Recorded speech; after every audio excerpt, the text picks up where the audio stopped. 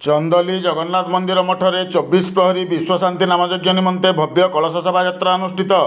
सूचना अनुसार आसंता काली सकाळ 6टारू 27 तारिख पर्यंत सुवर्णपुर जिला सुबलिया थाना अंतर्गत जटेसिंगा ग्राम पंचायतर चंदोली जगन्नाथ मंदिर मठरे 24 प्रहरी विश्वशांति नामयज्ञ अनुष्ठित होगाकू जाउथुवा बेले आज पूर्वाह्न 11:30 पर्यंत एथि निमंते भव्य कलश शोभा यात्रा अनुष्ठित हो जाइछि।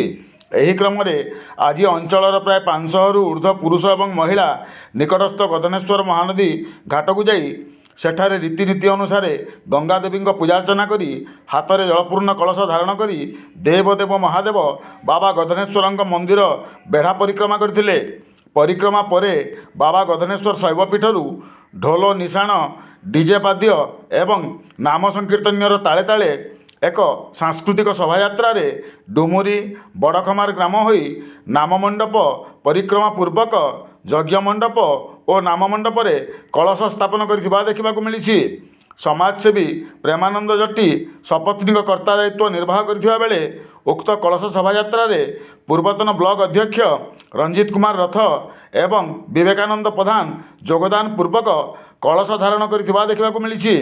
एही क्रम रे नामयज्ञ परिचालना कमिटीर सदस्य जिला परिषद जोन 1 रो सभ्य लवकुमार साहू सत्यमोहन बेतपाणी त्रयंजीवी मिश्र सांबादिक राजेश कुमार सेठी कमिटीर सभापति हरिहर पात्रंक समेत ग्राम तथा अंचलर शह शह भक्त श्रद्धालु सामिल होइथिले।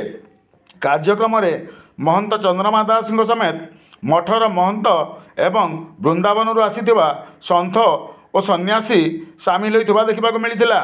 एही कलश शोभायात्रा समय समग्र गगन पवन हरे कृष्ण हरे राम महामंत्र एवं घंट घंटा हरिबोल हुलहुली नादरे प्रकम्पित होइथिबा बेले समग्र परिवेश रे एक आध्यात्मिक वातावरण सृष्टि होइथिला।